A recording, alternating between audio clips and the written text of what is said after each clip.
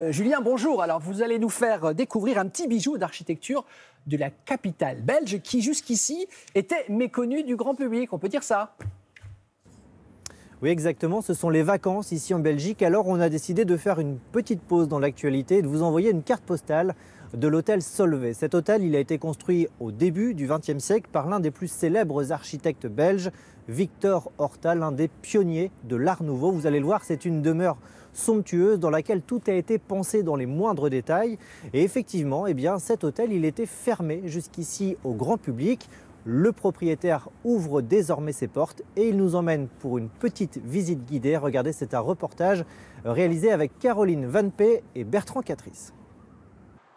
De l'hôtel Solvay, on ne pouvait admirer que la façade. Désormais, il nous ouvre enfin ses portes. C'est le propriétaire lui-même qui nous fait la visite. Mobilier de salon, sculptures, boiseries, poignées de porte, la demeure est un joyau de l'Art Nouveau. Chaque petit détail a été dessiné par l'architecte. C'était un génie parce que je ne sais pas comment un seul homme peut créer tout ça. J'ai visité cette maison depuis le plus jeune âge et je découvre chaque fois des nouveaux détails. Ceci, c'est un cache-prédateur en réalité. Le voilà. La maison compte 23 sortes de marbre, 17 essences de bois. Et l'éclairage est particulièrement soigné. Depuis l'immense verrière qui surplombe l'escalier et son immense tableau, jusqu'au luminaire. Il y a une espèce d'effet feu d'artifice, parce que ces deux miroirs se faisant face, et les lumières de ces lustres étant dans l'axe, ça donne vraiment l'impression qu'il y a un nombre infini de lumières. Cette maison qui date de 1903 est l'œuvre de l'architecte belge Victor Horta, l'un des maîtres de l'Art Nouveau. Et la ville de Bruxelles se réjouit de la voir enfin ouverte.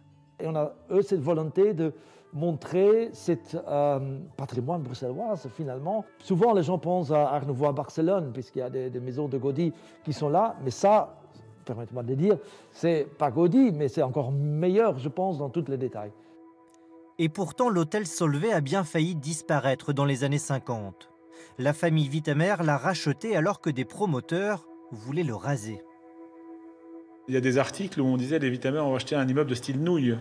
Donc vraiment, c'était une époque où l'Art Nouveau était en désamour complet. Pour découvrir les lieux, il va falloir être patient. Les visites sont déjà complètes jusqu'au mois d'avril. On vient de l'entendre, Julien, Bruxelles veut donc miser sur l'Art Nouveau. Pourquoi? Pour attirer les touristes? Oui, en tout cas, une fois que les frontières seront rouvertes, alors je ne vais pas rentrer dans la bataille entre Gaudi et Horta, mais c'est vrai que Bruxelles a des atouts à mettre en avant. Il existe d'ailleurs déjà des circuits guidés pour aller découvrir les différentes façades des immeubles conçus par Horta.